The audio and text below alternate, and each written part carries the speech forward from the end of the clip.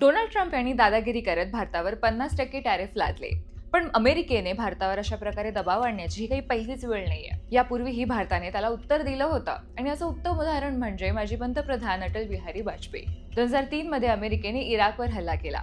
राष्ट्राध्यक्ष George Bush यांनी उत्तर इराकमध्ये स्थैर्य आणण्यासाठी 17,000 सैनिक पाठवण्याची भारताला विनंती केली होती. अमेरिकेचे उपराष्ट्राध्यक्ष डिक चेनी, भारताचे राष्ट्रीय सुरक्षा सल्लागार राजेश मिश्रा आणि उपपंतप्रधान लालकृष्ण अडवाणी यांच्या बैठकी झाल्या होत्या, ज्यात भारताने सकारात्मक संदेश दिले होते. पण वाजपेयी सरकारच्या या निर्णयावर देशांतर्गत विरोध वाढला.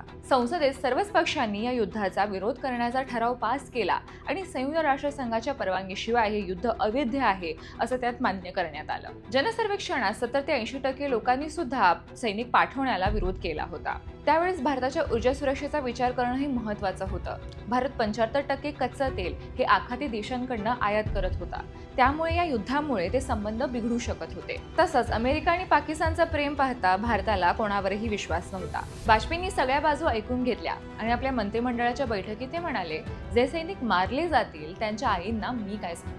भारत आणि इराकच्या संबंधांचा विचार करून मग भारतीय सैन्याने इराकशी न लढलेलंच बरं हे ठरलं. तेव्हाही या निर्णयाने अमेरिकेचा पापड मोडला आणि त्यांनी यावर भयंकर नाराजी व्यक्त केली. पण याने भारत आणि अमेरिकेच्या द्विपक्षीय संबंधांवर काही परिणाम होणार नाही असं सांगितलं.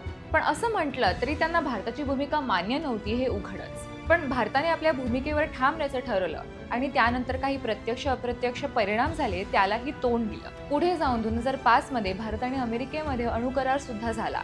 या निर्णयाने भारताने जगाला ठामपणे हेच सांगितलं की आमचं परराष्ट्र धोरण आम्हीच ठरवणार आणि कोणाही समोर झुकणार नाही. आजही तसंच काहीचं चित्र आहे. ट्रम्प भारतावर नाराज आहेत आणि 50% टॅरिफ त्यांनी लादले आहेत. पण भारत सरकार त्याला न जुमानता वाजपेयी सरकारच्या काळात जे धैर्य दाखवलं गेलं ते आताही दाखवेल अशीच आशा आहे.